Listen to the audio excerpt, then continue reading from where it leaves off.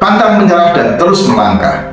Dikisahkan seekor kelinci yang sombong dan sangat membanggakan diri karena kecepatannya di depan hewan-hewan lain di hutan. Sang kelinci menantang salah satu dari mereka untuk mengadakan balapan lari dengannya.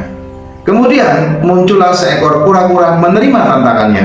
Tentu saja ini menjadi bahan tertawaan bagi seisi hutan, termasuk sang kelinci.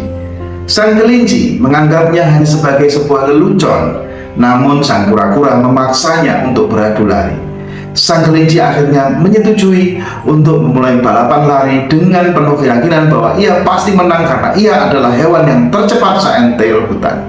Apalagi jika ia harus melawan sang kura-kura yang terkenal sangat lamban. Akhirnya balapan dimulai.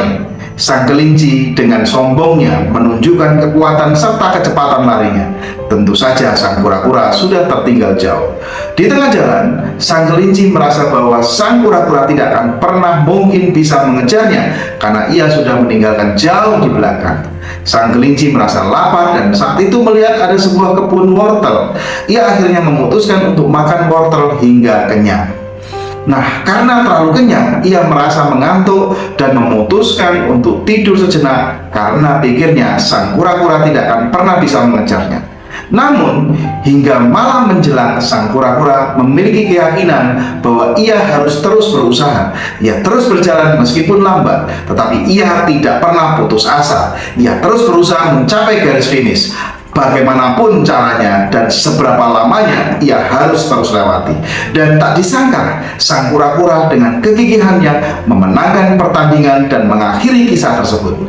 Sang kelinci yang baru saja terbangun dari tidurnya merasa kaget bahwa sang kura-kura mampu mengalahkannya. Bukan karena kecepatan yang dia miliki oleh sang kura-kura, namun ia dikalahkan oleh karena kegigihan dan pantang menyerah dari seekor kura-kura yang lambat.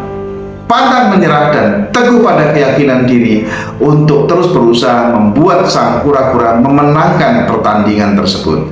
Hidup ini layaknya sebuah pertandingan.